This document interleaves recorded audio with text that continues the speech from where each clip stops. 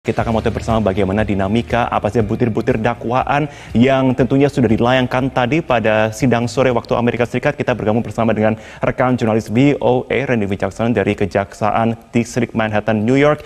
Randy, selamat pagi waktu Indonesia. Bisa Anda jelaskan bagaimana dinamika persidangan Perdana Trump? Dinamika, kalau misalnya kita bicara dinamika, Martin, panjang sebenarnya. Karena kabar mengenai status dakwaan yang diberikan kepada Trump ini sebenarnya dasar-dasarnya sudah dari 2 minggu lalu.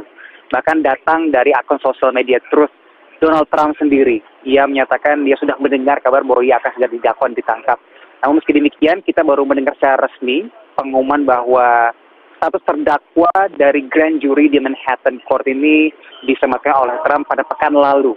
Dan akhirnya pada hari ini menjadi momen bersejarah seorang mantan Presiden Amerika Serikat untuk pertama kali dalam sejarah kepresiden Amerika Serikat didakwa secara hukum. Dan ia langsung hadir terbang dari Florida. Dan kalau misalnya kita menyaksikan di media-media nasional Amerika Serikat, ini sudah seperti ibarat peliputan inaugurasi presiden baru ya. Karena dari ia berangkat dari Florida sampai kemudian tiba di New York, iring-iringan mobilnya semua ditangkap oleh media-media di sini, bahkan dari overview gambar helikopter begitu.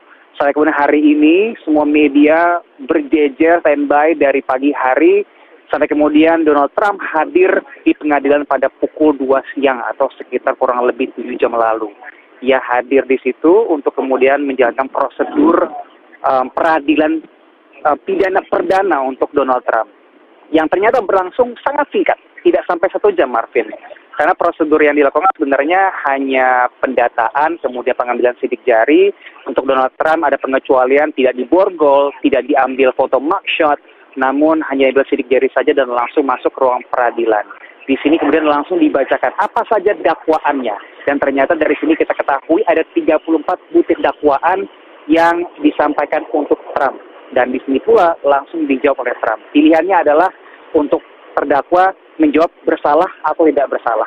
Dan di sini dan sudah disampaikan berulang sebenarnya oleh sang pengacara bahwa mereka akan bilang tidak bersalah.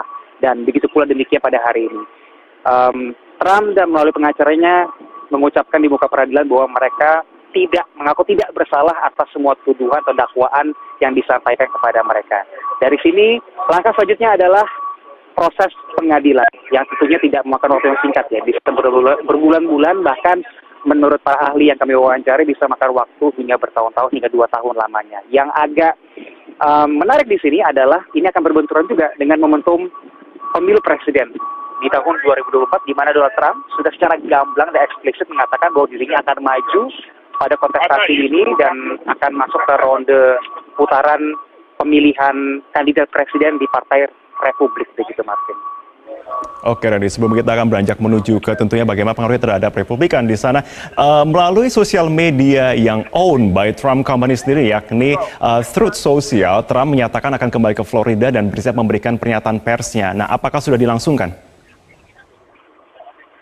Sudah, Martin. Jadi pada pukul 3 sore waktu New York tadi, selesai peradilan, Trump tidak ditangkap, langsung terbang ke Florida, dan pada sekitar pukul 8.30 atau sekitar 1,5 jam lalu sebenarnya Trump melangsungkan pidatonya, dan ini pertama kalinya ia muncul di muka publik dan memberikan pernyataannya setelah desas-desus mengenai dirinya menjadi terdakwa disampaikan. Dan ia pada intinya berbicara di depan publik bahwa ini menjadi sebuah hal yang ia tidak sangka-sangka. Kita dengarkan secara langsung. I never thought anything like this could happen in America. Never thought it could happen. The only crime that I have committed is to fearlessly defend our nation from those who seek to destroy it. From the beginning, the Democrats spied on my campaign. Remember that? They attacked me with an onslaught of fraudulent investigations. Yang menarik di sini, Marvin, adalah kemudian pertanyaan-pertanyaan dari publik. Kalau misalnya ia sudah menyatakan terdakwa, apakah kemudian Trump bisa tetap melaju ke kontestasi Pilpres AS 2024? Jawabannya adalah ia eligible atau bisa tetap maju meskipun dia menyerang status terdakwa, meskipun nanti ia terbukti bersalah misal di muka peradilan. ia tetap bisa maju dalam kontestasi ini. Namun kemudian lagi-lagi yang menarik di sini, selain ini menjadi sebuah fenomena hukum yang bisa dikatakan luar biasa ya, karena tidak pernah terjadi dalam sejarah presidenan Amerika Serikat, juga bahwa kita tidak tahu ini akan makan waktu berapa lama, dan tahun depan sudah mulai masuk ke kontestasi Pilpres AS 2024. Martin. Oke Randy, dalam artian sampai tahap mana Trump ini masih bisa kemudian melanjutkan proses yang membuat ia eligible untuk maju dalam 2024 mendatang, dan bagaimana reaksi warga Amerika Serikat terkait dengan dinamika yang berlangsung tadi kemudian setelah adanya pidato yang disampaikan Trump tadi?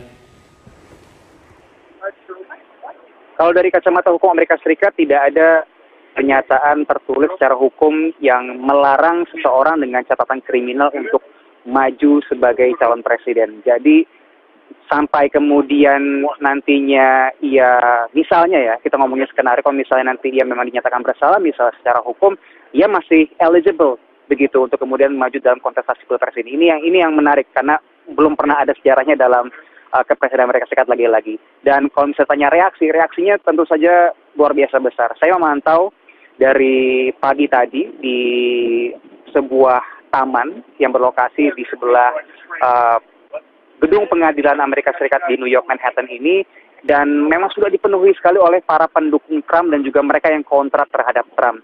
Dan kalau misalnya saya tanya satu persatu, saya berbincang dengan para pendukung dan juga para pendemo yang datang, mereka sebenarnya tidak begitu paham mengenai prosedur hukum yang saat ini melibatkan pihak Donald Trump. Yang mereka pedulikan adalah lebih kepada ideologi politik mereka. Jadi terbelah dua kubu yang datang ke sini, pendukungnya ada kubu yang memang dari Partai Demokrat, ada kubu yang datang memang mendukung Partai Republik. Jadi mereka lebih peduli kepada ideologi politik ataupun kontestasi Pilpres yang akan datang di tahun 2024. Tentu saja mereka yang kontra terhadap Trump datang ke sini mendukung proses pendakwaan terhadap Trump, karena pada intinya mereka tidak menginginkan Trump untuk maju kembali dalam kontestasi kepresidenan Amerika Serikat 2024 mendatang. Yang menarik juga di sini adalah meskipun ia masuk dalam tahapan prosedur hukum yang menjadikan ia terdakwa, ahli menyatakan ia tetap eligible atau bisa tetap maju dalam kontestasi Pilpres 2024 mendatang. Ini menjadi dinamika yang baru yang juga kemudian menarik untuk ditonton bersama-sama, dan seperti bisa Anda saksikan di belakang saya masih banyak media-media yang datang, dan tidak hanya dari media nasional tapi media internasional, kan ini menjadi sebuah fenomena yang kalau misalnya saya kutip dari headline media di sini, unprecedented event atau sebuah peristiwa yang tidak disangka-sangka.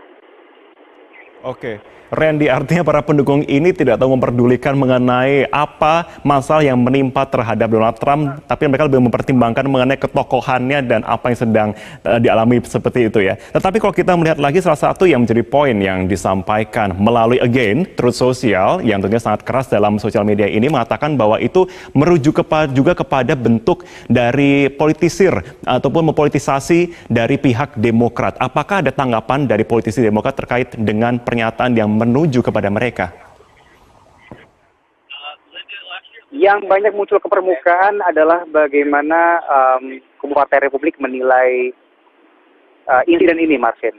Tentunya mereka, seperti Marvin katakan tadi, menilai ini sebuah bentuk, sebuah langkah yang diambil, yang motifnya sangat kental dengan motif politik. Karena lagi-lagi pada tahun ini Trump sudah secara eksplisit mengumumkan dirinya akan kembali maju dalam kontestasi Pilpres 2024 mendatang. Dan kalau misalnya kita lihat secara struktur organisasi di pengadilan dan bahkan jaksa yang kemudian memimpin investigasi terhadap kasus Trump ini, semuanya memang Partai Demokrat. Dan New York State ini bisa kita akui, dan secara statistik memang negara bagian yang biru sekali, dalam artian ini memang daerahnya Partai Demokrat, sehingga tekanan dari unsur eksternal dari tubuh organisasi di pihak pengadilan maupun dari masyarakat New York sendiri untuk kemudian jaksa ini melakukan investigasinya terhadap kasus yang menimpa Trump sangat besar sekali. Dan ini juga bukan kasus baru, Martin. Sebenarnya kasus investigasi terhadap Trump itu sudah berlangsung sejak lama. Bahkan sudah sempat ada pergantian kepala jaksa di sini, sampai kemudian Alvin Bragg yang terbaru menindaklanjutinya. Dan kasus ini sebenarnya sudah sempat ditutup, tidak ditindaklanjuti.